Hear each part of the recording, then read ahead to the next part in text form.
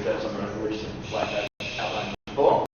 We also have the bad. The bad is lots and lots of pages printed on Wikipedia, CIA World Factbook, copies of your speeches, which we don't need to send in your research file because you're going to make them to the chain, or lots of copied and pasted work that you've just stuck in there. If you're going to just print a page on the internet, that's fine, but actually show that you've engaged with it, do some highlighting, write some annotations in the margins, and actually, the judges will be reading those more than they will be the article. They don't really read your research file to look at what you found. They use your research file to look at what you did with your research, how you engaged with your research. Yeah? Would you prefer it printed we prefer if it was printed. It really doesn't matter though. It doesn't matter if it's a combination of print and type. Printing and writing, it's fine really, as long as we can read it. That's all that matters. Okay, I'll move on. So preparing for today, once you've done that research, you can know obviously whether you're for or against resolution 1, and that will help you.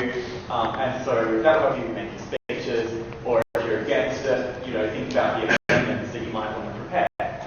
So you prepare your speech, which is 2 to 3 minutes. 3 minutes is the absolute maximum, outlining why your country might be for or against the resolution. And you can also think about how the other countries might feel about the resolution. But let's go back. Yeah. Yes. So as you saw in the mock, the president will say, can the member for so-and-so please come to their closing class? Yeah. Would you propose the amendment which you make that note in your speech? You certainly can. I'll cover that when I do the next thing, which is about amendments. Yeah. I'll come back to that. Yeah. Anything else? Yes. If the president requested you go through it, do you have the option of denying that request? No. The president is... Don't disobey the president. No. Okay, so then these are things you can pre-prepare as well. Not so much an impromptu, obviously, but for the other 2 resolutions that you get a week before, you can definitely prepare amendments. So as we said before, you can amend resolutions in 3 ways. You can add a new clause in. So if there's something missing you feel, you can add in a new clause that's written in the same way as the other ones. You could delete an entire clause if you don't like it very much. Or you could change the way the clause is already written, so you could add on a bit at the end. You could change, like you said, 0.001% GDP to 0.0015% GDP, but make sure your amendments are actually sort of a little bit controversial, that they're actually going to stimulate debate, because that's what's going to get them discussed. And so what you do is once note passing is open, at any stage when note passing is open, have 2 copies of your amendment and say, to chair from China or wherever, hold them up in the air like you would any other note, and the facilitator will carry them on to the chair, and the chair will send one back to you if they're approved, and you may or may not discuss it depending on time. Okay? And that brings me to the end of the care Hammarskjöld. Are there any further questions before we move on? Yeah? You know that when the president says, do you have any other points? What does that mean? Okay, so at the end of your speech, the president will ask you if you're open to points of information. So points of information are questions from other countries. So when someone else has spoken, you can ask points of information, and when you've spoken, other countries can ask you points of information. So when the president asks you if you're open to them, you can say yes, 1, you can say yes, I means you want, you can say no, I'm not. That's what we mean by points of information. So they're questions based on your speech. Is there anything else? Yes.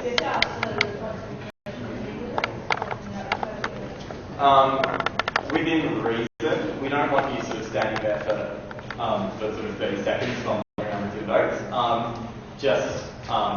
If you can't think of what to say, just try and get around it. You have to show that you can carry everything. But what you can do is you can get your other teammates to answer points of information. So just because you've made a speech doesn't mean you have to answer points of information. Just switch. We love it. We call it the seesaw, and it shows really good teamwork. Anything else? Okay. Yes. So after you get your teammates answer a point of information, do you tell the chair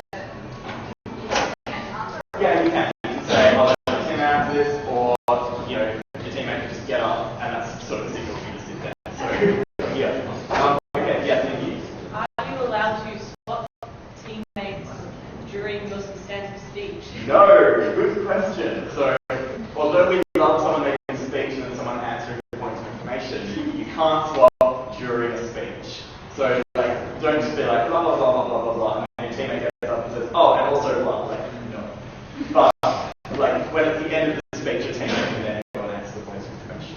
Alright, so, take some more questions at the end as well, and right now I'm just going to hand you over to our last thing, is tips and tricks from last year's winners of the Hammarskjord Trophy Competition. Daniel Kirkby and Sam Spilsbury. So I'll let them talk to you through their questions.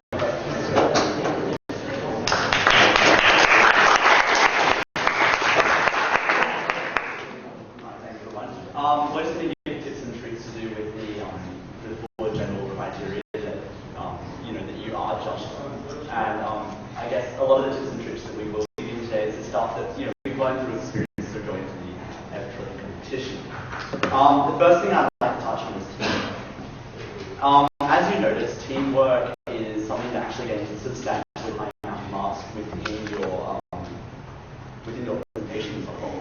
And the thing to keep in mind with teamwork is make sure that you're both aware of what each other is doing. Make sure you both have set goals for like the negotiation room and how you'll actually be speaking. Make sure that there's actually like a sense of coherence between the two of you.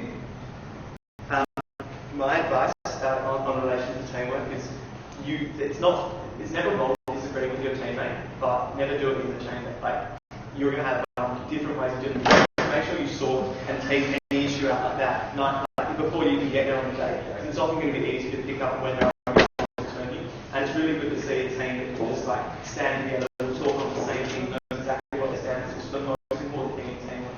It's just before you can get there, it's like sitting down, making resolutions together, preparing together. So you know exactly what it is you want to cover as a team. So when it comes to vote, you don't try to vote on like in different fashions, which we've seen happen before. Many times before. The second thing that we're going to give you hints on is research. The general tendency with the research file is that people seem to think that it's kind of like a separate entity towards the debate. And the thing that will really aid with the research file is make it as specific as possible so that you can actually turn to it in time. Like, say you don't know a particular fact about your country, you don't know a particular fact about your issues are a great thing to research, especially in the economies like this. And with that, you can actually use your research for it in debate and just say, okay, what are the facts of the Iraq War? Okay, it was started because of these weapons and plant destruction because of the US. Like that's just something that's so important to remember with your research folder. From my point of view, facts and figures are great, but the most important thing you can possibly do when researching is to have an understanding of your country's stance, why your country's stance is, and what the issues actually are. So it's all very good to know, like how much GDP your country has, or what your population size is. But more important, say like a topic on like the Iraq War would be to understand that there's many factors in Iraq and this creates problems for trying to use military action. Things like that will really give you understanding and will allow you to engage with the issues on a much higher conceptual level. That's the most important thing you come in research. Your facts comes last. First and foremost is to just get a really good understanding of everything surrounding the issues and like the undercurrents that create like why your foreign policy exists, as opposed to just knowing your foreign policy, you need to know why it exists. Now on speaking. The thing to remember with speaking is that a lot of people tend to take their pre-prepared speeches as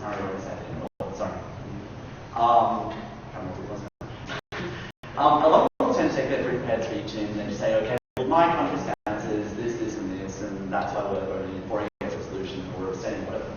I think the thing to do is, in your speeches, bring in everything that you've seen in the debate. So bring in, facts and figures that might have changed the nature of the debate. Bring in research from other countries or even your own research. Bring in the stance of other nations or like why other nations are speaking the way they are. Or even better, just build upon what other nations have been saying and just like reinforce that sense of allyship between nations. Yeah, the most important thing is really try to avoid repetition and really try to avoid